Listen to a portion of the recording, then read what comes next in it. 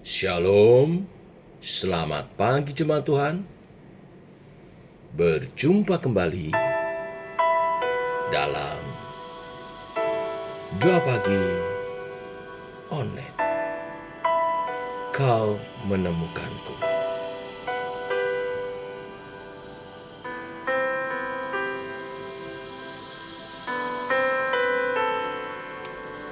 Betapa dalam dan panjangnya kasih-Mu,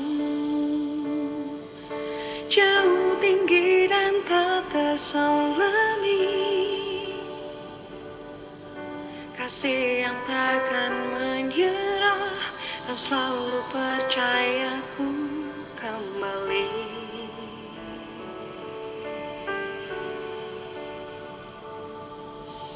Caramu memandang hidupku sesuai dengan jati diriku,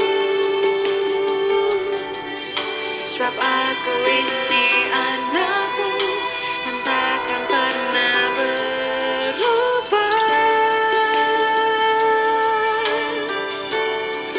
Kau yang menyambutku di saat ku rasa tak layak, kasih-Mu mendekapku, cinta-Mu mendapatkanku. Kau yang temukanku, Kau yang peluk erat diriku, anugerah-Mu besar dan aku milik-Mu. Kau menemukanku.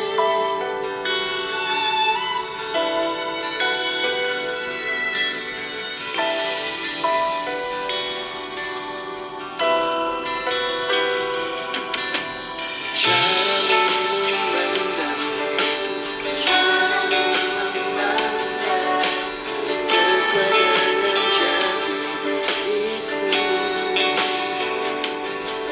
sebab aku ini anak-Mu yang takkan pernah berubah.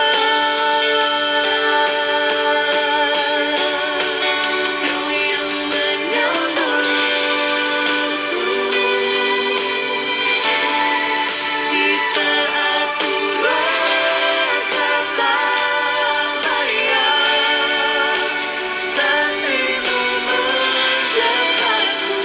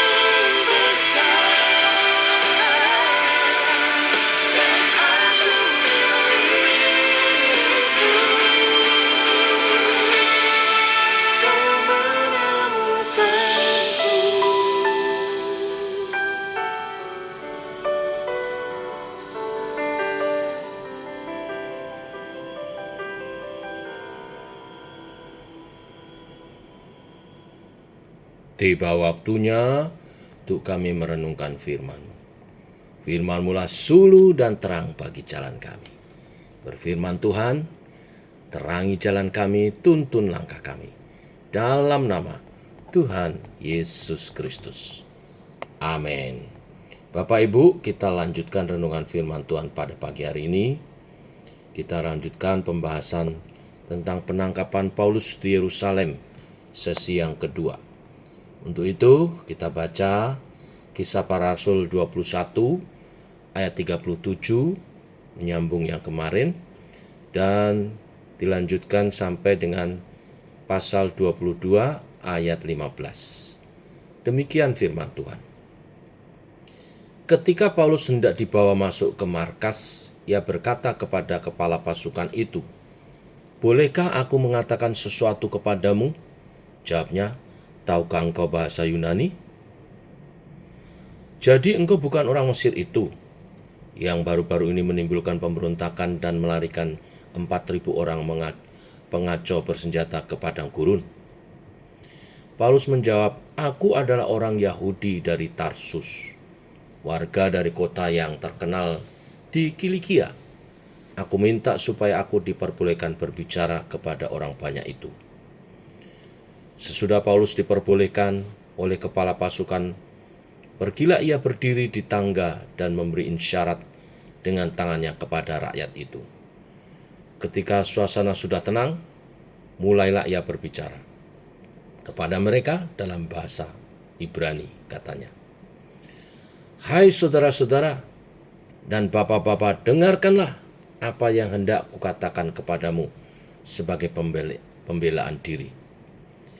Ketika orang banyak itu mendengar, ia berbicara dalam bahasa Ibrani, makin tenanglah mereka. Ia berkata, "Aku adalah orang Yahudi, lahir di Tarsus di tanah Kilikia, tetapi dibesarkan di kota ini, dididik dengan teliti di bawah pimpinan Gamaliel dalam hukum nenek moyang kita, sehingga aku menjadi seorang yang giat bekerja bagi Allah sama seperti kamu semua pada waktu ini. Dan aku telah menganiaya pengikut-pengikut jalan Tuhan sampai mereka mati, laki-laki dan perempuan. Kutangkap dan kuserahkan ke dalam penjara. Tentang hal itu, baik imam besar maupun majelis tua-tua dapat memberi kesaksian. Dari mereka aku telah membawa surat-surat untuk saudara-saudara di Damsyik, dan aku telah pergi ke sana untuk menangkap penganut-penganut jalan Tuhan yang terdapat juga di situ dan membawa mereka ke Yerusalem untuk dihukum.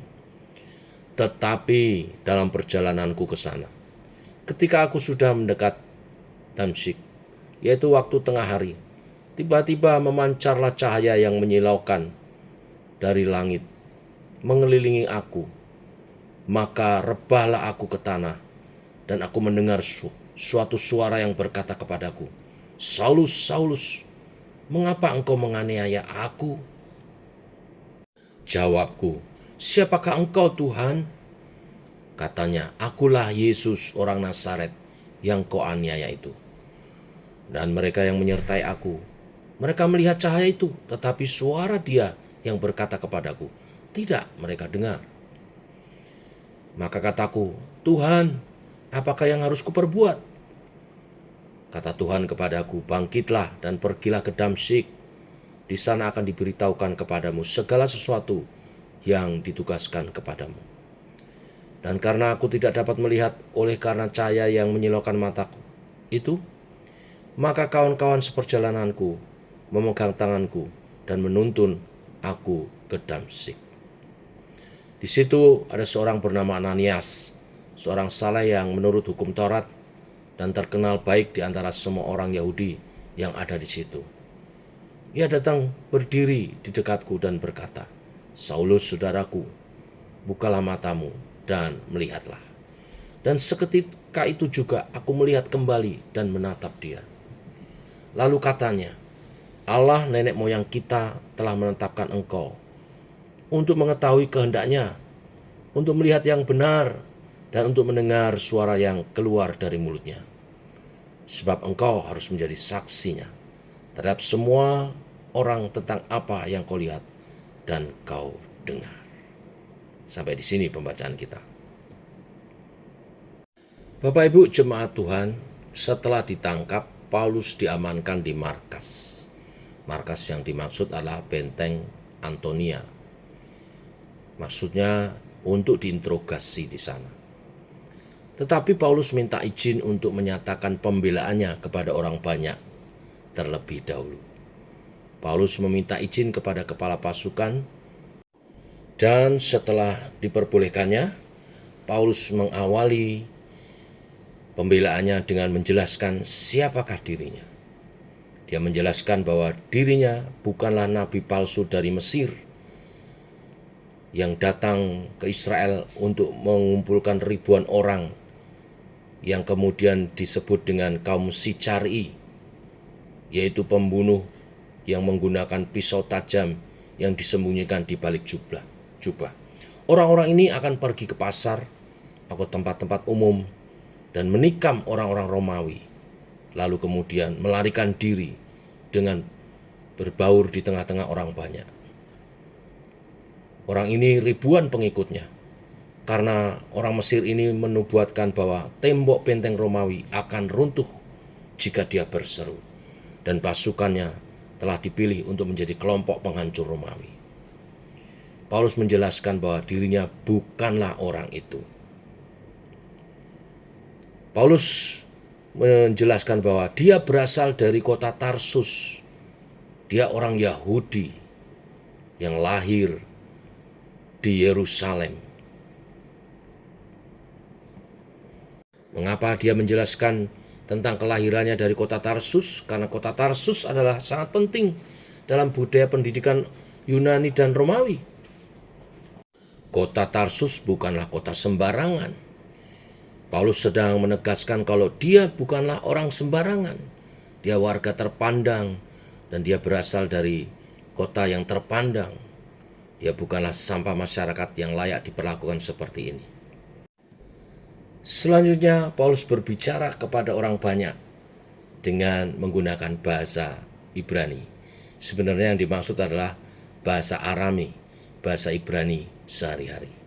Dengan menggunakan bahasa Arami ini, Paulus menjelaskan bahwa dia adalah murid dari Gamaliel. Siapa Gamaliel? Gamaliel adalah seorang nabi yang terkenal dari golongan Hillel. Bahkan Gamaliel adalah cucu dari Rabi Hillel itu sendiri. Rabi Hillel, pendiri golongan penafsiran Hillel. Sekali lagi Paulus ingin menekankan kepada orang banyak kali ini, Paulus bukanlah orang yang tidak mengerti Taurat, tetapi dia adalah orang yang sangat terdidik dalam Taurat. Setelah dia memperkenalkan diri baik kepada tentara Romawi maupun kepada orang banyak dan mendapat perhatian, dia gunakan kesempatan untuk memberitakan Injil dalam pembelaannya yang berisi tentang bagaimana Tuhan memanggil dia mengubah kehidupannya. Khotbah Paulus kepada orang banyak itu, dia menyatakan dengan jelas keadaannya sebelum bertemu dengan Kristus, bagaimana dia adalah penganiaya orang-orang Kristen. Dia bukanlah orang yang dapat dengan mudah kehilangan akar budaya Yahudinya. Walaupun dia adalah seorang yang lahir dari luar Israel, tetapi dia dibesarkan dan dididik di Yerusalem oleh seorang rabi yang sangat kuat, bahkan menjadi orang yang sangat keras membela agama Yahudi. Paulus menyatakan ini untuk membuat pendengarnya menyadari bahwa dia jauh lebih keras dan ketat daripada mereka semua. Tidak satupun dari orang-orang yang berusaha membunuh dia dapat disetarakan dengan Paulus dalam hal membenci orang-orang Kristen dan kuasa untuk melaksanakan kebencian itu. Dia bahkan memiliki surat izin dari imam besar untuk menangkap orang-orang Yahudi yang murtad yang percaya kepada Kristus. Di ayat 4 dijelaskan bahwa Paulus menganiaya orang-orang Kristen sampai mati. Ada yang ditangkap untuk dimasukkan dan dipenjara. Paulus ingin menekankan satu hal pada bagian ini.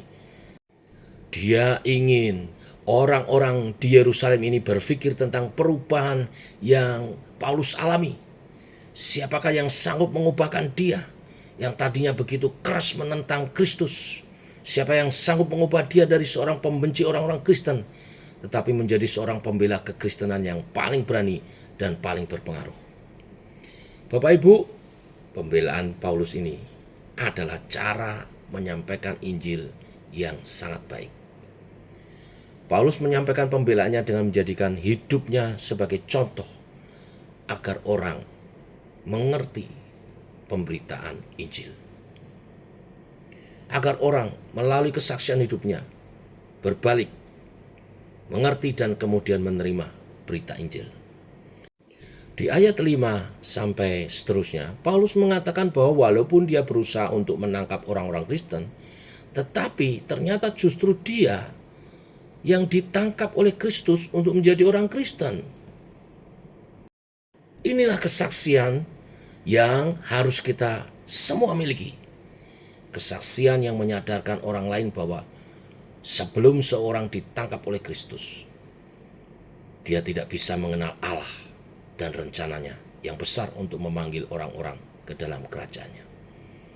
Di depan orang-orang yang berusaha membunuhnya, Paulus mengabarkan keadaannya yang dahulu sama dengan mereka, bahkan lebih keras dan lebih kejam. Tetapi Kristus menjumpainya secara pribadi dengan sinar kemuliaannya yang membutakan mata Paulus, yang kemudian dicelikkan kembali dan mendapat pengajaran dan panggilannya untuk menjadi saksi Injil bagi orang-orang baik Yahudi maupun juga orang-orang bukan Yahudi. Inilah berita firman hari ini. Bagaimana di tengah penganiayaan saat Paulus ditangkap dan diadili, dia terus berusaha memberitakan Injil. Dia pakai semua kesempatan sekecil apapun untuk memberitakan Injil. Biarlah kebenaran firman hari ini memotivasi kita juga untuk memberitakan Injil kapanpun, dimanapun, selagi masih ada kesempatan untuk mewartakan Injil dan memuliakan Tuhan. Mari kita berdoa. Bapa, kami mengucap syukur sekali lagi melalui kisah penangkapan Paulus di Yerusalem sebagai pemberita Injil, meneguhkan kami untuk lebih lagi bersemangat. Sekecil apapun kesempatan adalah kesempatan yang baik untuk memberitakan Injil. Dan Kau memberi hikmat kepada kami. Dan Kau menyertai pemberitaan kami. Supaya apa yang kami saksikan, sampaikan, boleh dapat diterima dan mengubahkan orang. Roh Kudus bekerja atas pemberitaan Injil yang kami sampaikan. Biarlah hidup kami memuliakan Tuhan. Seperti Paulus, hidupku bukannya aku lagi, tetapi Kristus dalamku. Bila aku diberi kesempatan, aku akan selalu memberitakan, mewartakan Kristus, memuliakan Kristus. Biarlah demikian semangat itu menular kepada setiap kami oleh pimpinan Roh Kudus-Mu. Terima kasih Tuhan. Ini doa kami menyertai sepanjang hari ini perjalanan hidup kami bersama dengan Tuhan. Dalam nama Tuhan Yesus Kristus. Amin. Demikian Bapak Ibu, doa pagi kita. Selamat pagi, jangan lupa nanti malam kita berkumpul dalam menara doa. Tuhan memberkati. Shalom.